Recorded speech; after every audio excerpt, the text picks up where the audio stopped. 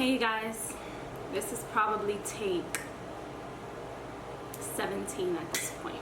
I know we are still in a pandemic. I want to remind you guys to stay safe, be careful. I know it's the summertime, but we live in a very dangerous world right now and we have to all stay alive and stick together. So this is Coco's Corner, an extension of A Couples Thing TV, and this is my part 2 for my sexual assault story.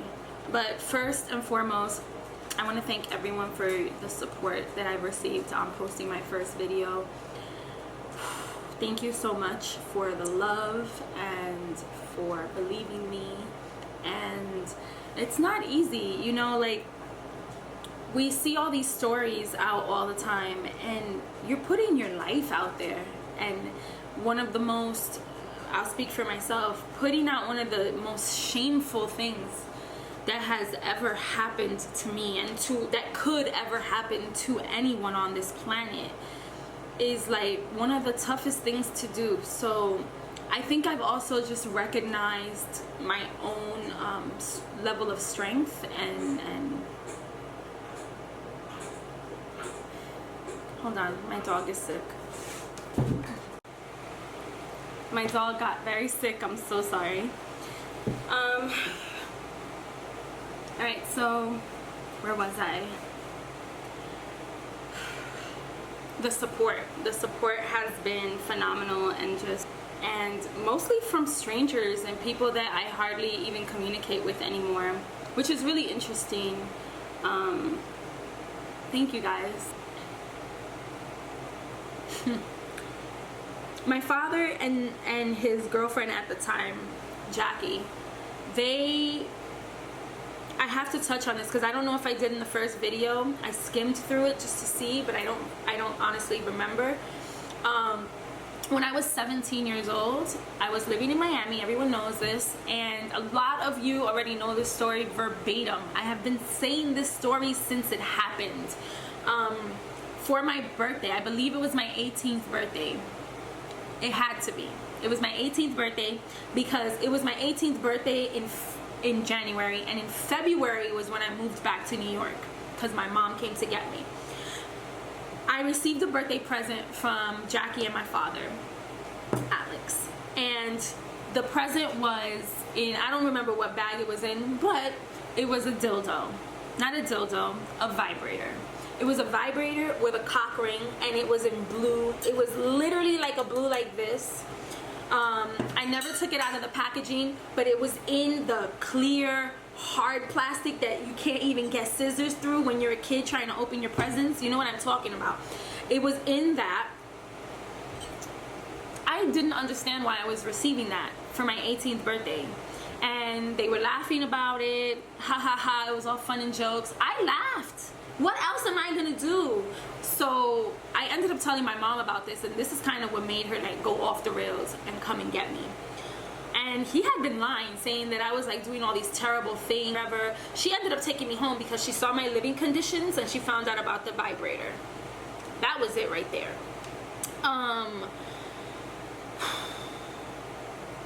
Anytime I mention that story, it's like vile to absolutely anyone that I mention it to. This is what happened when I posted my video. When I posted my video, maybe like a week in, I got a message from someone, and I didn't know who the person was, but they messaged me around 2 in the morning, I want to say.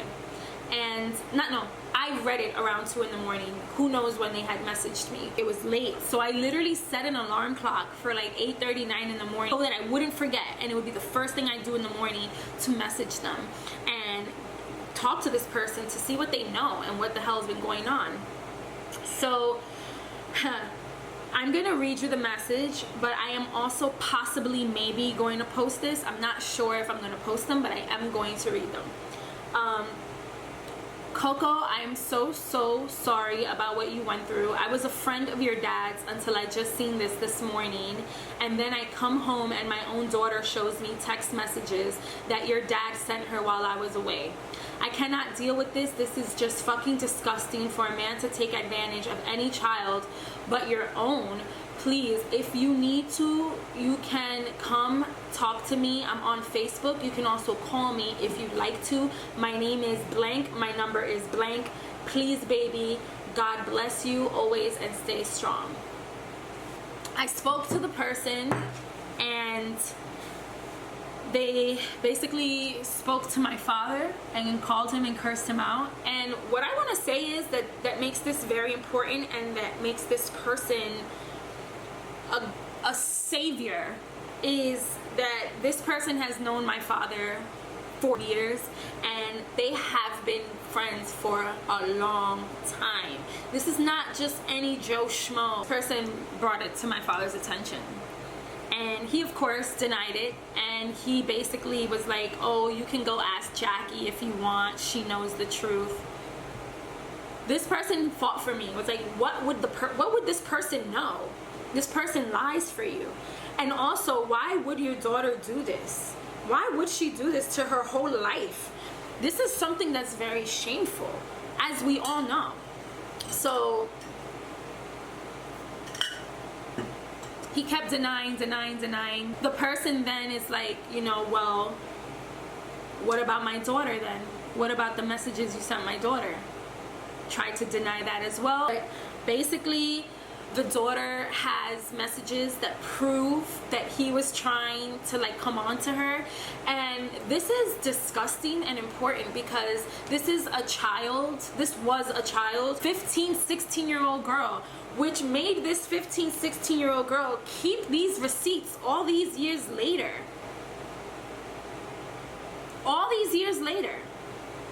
And I'm going to read to you the receipts that I have.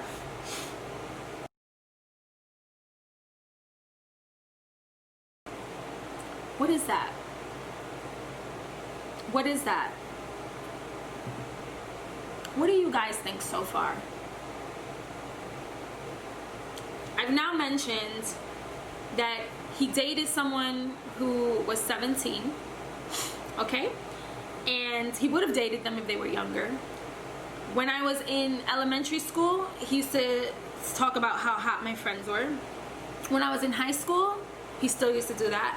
When I came out about my story last year, this is what I received from my father. I received this post.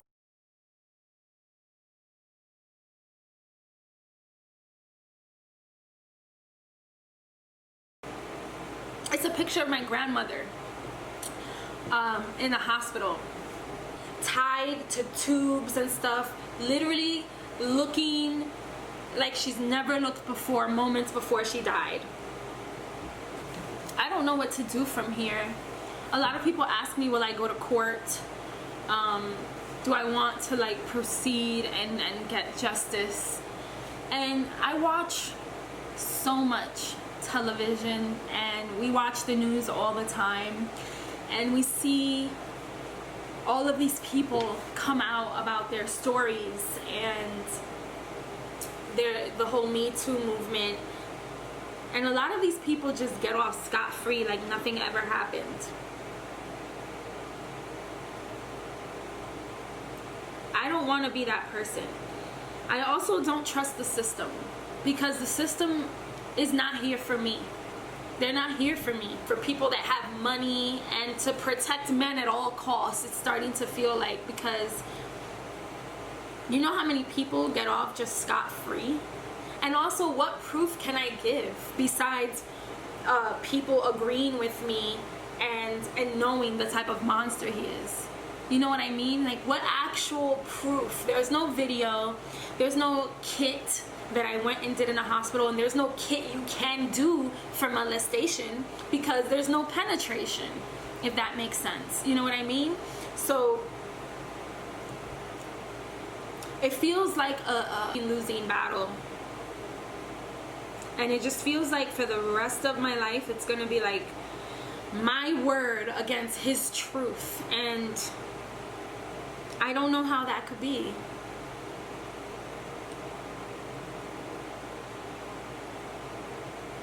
When are we gonna start believing children? Like, when are we gonna start believing people? 90% of people that report sexual abuse are correct and are not lying. 90%. So for anyone to not believe over the 10% of liars that are in this world, 90% are still telling the truth. And I also want to make it very, very clear, why? When have you ever known someone that has been accused to tell the truth on their own part? When have you ever known to see a man take a podium or sit down in front of a judge and say, you know what, it was me and I am so sorry? Never. They deny it and they'll take it to their grave. It's just what it is, and it sucks and it makes no sense to me, but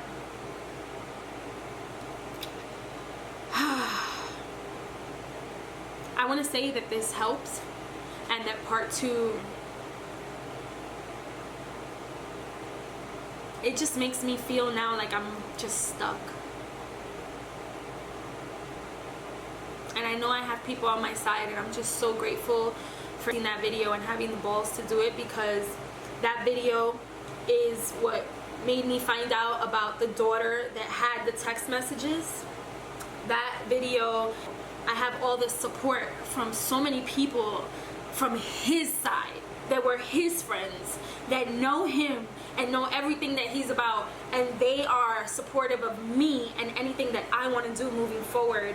And they have kept in contact with me almost every single day since they have seen my video almost a month ago now. I gotta be honest, I don't feel good after today's video.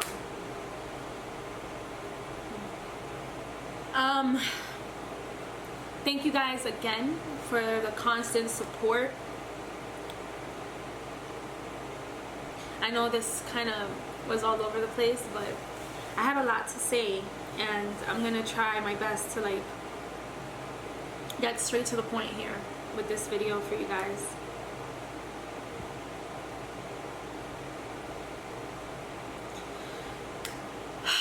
Thank you for watching.